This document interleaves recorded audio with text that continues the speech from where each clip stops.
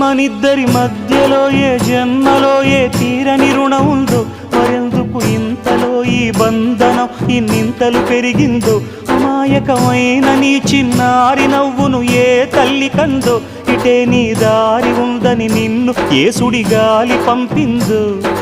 పాపం పుణ్యం దేవుడికెరుక, పేదకు దొరికిన బంగారు కణిక, పాలు వెన్నాలేవని అనక ప్రేమను తాగి పెరగవెసిలక.